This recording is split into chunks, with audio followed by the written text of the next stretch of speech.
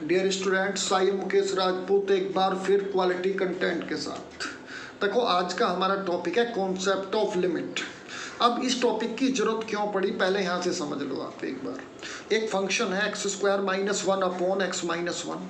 अगर यहाँ पे एक्स इक्वल टू वन रखते हो तो आपका जीरो अपॉन जीरो आ रहा है, तो फंक्शन नॉट एग्जिस्ट होगा, तो यानी कि ये वैल्यू एग्जिस्ट नहीं करेगी। तो उसके लिए हम एक नया एग्जाम्पल लेते हैं, उसमें हम उसकी वैल्यू वन नहीं रखेंगे, क्योंकि अगर आप वन रखते हो तो नॉट एग्जिस्ट हो जाएगा।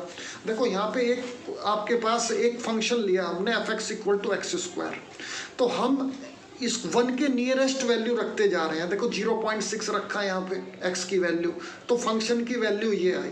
ऐसे 0.7 रखा तो 0.7 रखने के बाद 0.49 आया, ऐसे रखते चले गए। और यहाँ पे देखो आप 0.99 रखा तो ये वैल्यू आई फंक्शन की, x की वैल्यू 0.999 रखी तो ये वैल्यू आई। तो हम वन की तरफ को जा रहे हैं, वन नहीं रख रहे हम, तो वन की तरफ को जा रहे हैं, तो फंक्शन वन की तरफ को बढ़ रहा है, वन नहीं हुआ। देखो यहाँ पे वैल्यू वन की तरफ को जा रही थी।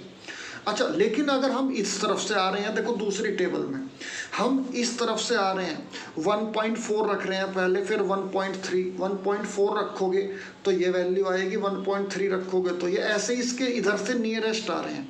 तो जो इसकी आपके पास फंक्शन की जो वैल्यू है किसके नियरेस्ट आ रही है, वन के नियरेस्ट आ गई है।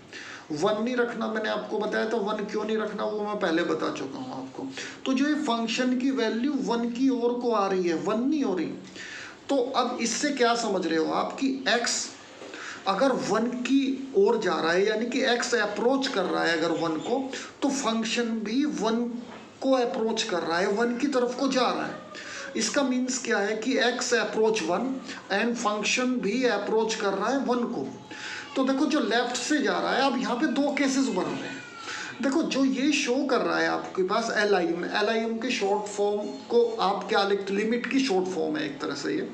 तो यहाँ पे आपका फंक्शन, ये जो नेगेटिव लिखा है मैंने, ये नेगेटिव नहीं है, ये है लेफ्ट हैंड लिमिट, यानी कि जो इस तरह से अप्रोच कर रहा है।